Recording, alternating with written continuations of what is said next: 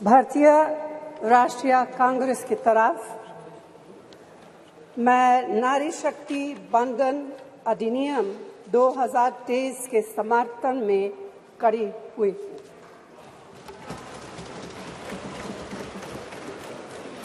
धुएं से भरी हुई रसोई से लेकर रोशनी से जगमगाती हुई स्टेडियम तक भारत की स्त्री का सफर बहुत लंबा है, लेकिन आखिरकार उसने मंजिल को छू लिया है।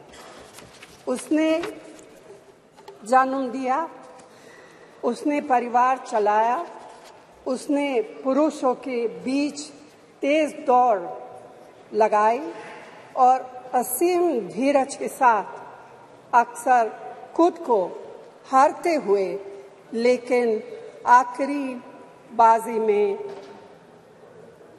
जीतते हुए देखा। भारत की स्त्री के हृदय में महासागर जैसा धीरज है। उसने खुद के साथ हुई बेईमानी की शिकायत नहीं की और सिर्फ अपने फायदे के बारे में कभी नहीं सोचा। उसने नदियों की तरह सबकी भलाई के लिए काम किया है और मुश्किल वक्त में हिमालय की तरह अडिग रही। स्त्री के धैर्य का अंदाज लगाना नामुमकिन है। वह आराम को नहीं पहचानती और तक जाना भी नहीं जानती।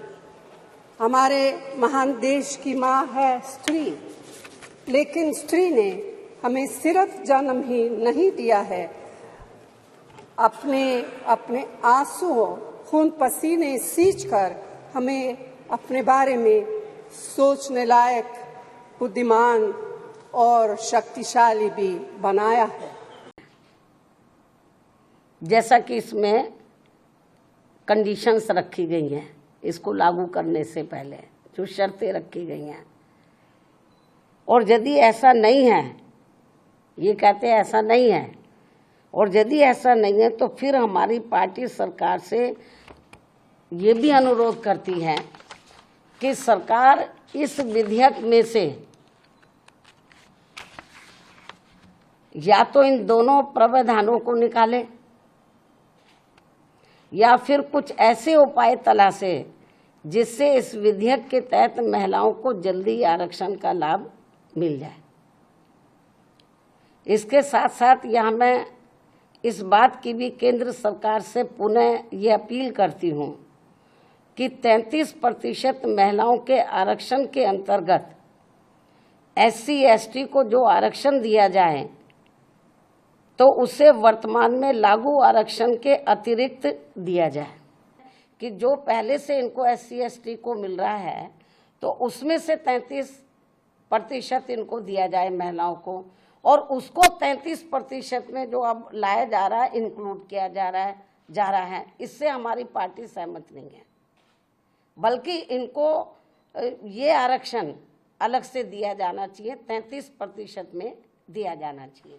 लोकसभा में जीतने वाली राज्यसभा में हमारी जो महिलाएं सेवा दे रही है उनकी गिनती करेंगे।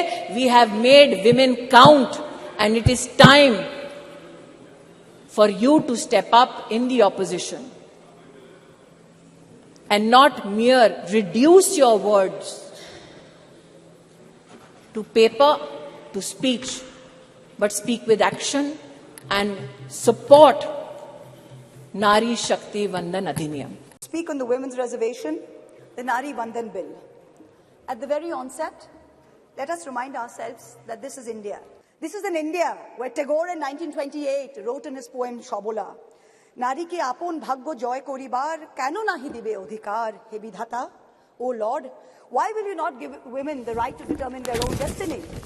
This is an India where in 1946, when the Constituent Assembly was elected, 15 seats went to women who helped to draft the Constitution.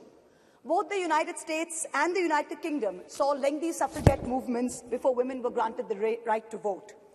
India's founders in 1947, April, agreed to the principle of universal adult suffrage, giving simultaneously the right to vote to women and to men. There was never any question of denying women the right to vote while giving it to men. All 15 members of the Constituent Assembly who were women rejected the demand for any special women's reservation on July 18, 1947. Member activist Renuka Roy noted that Vijayalakshmi Pandit has not been selected because she is a woman, nor was sex made a bar to the appointment.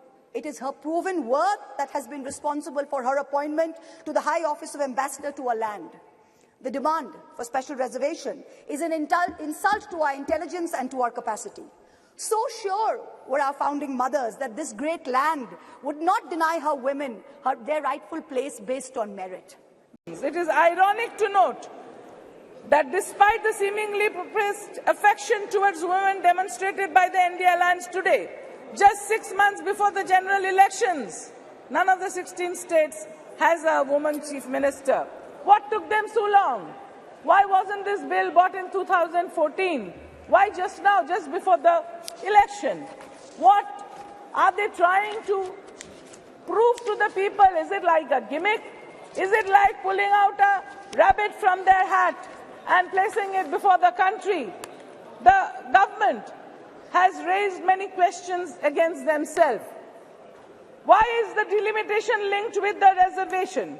It's a sinister move, and we'll have more members in parliament from states which have failed in population control and poor women empowerment. Rather than allocating vast sums of money towards construction of structures and altering names of citizen nations, I would urge my colleagues in BJP to prioritize transformation of the mindset. It is imperative that they demonstrate genuine respect for women by aligning their actions with their words.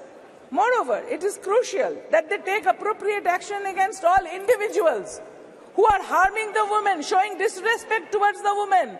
The golden girls of the country who got us medals have been sexually harassed, and they were in Jantar Mantar. But the perpetrator sits here today, Brij Bhushan Singh, who has not been brought to book. So if you are really interested in taking care of the women towards betterment and progress, then why don't you take action against the perpetrators?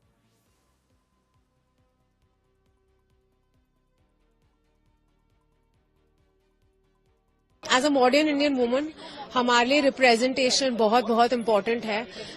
जब औरतें in places of power होंगी तब debates में, policies में, law making में एक female gauge होगी, जिसका होना बहुत इम्पोर्टेंट है।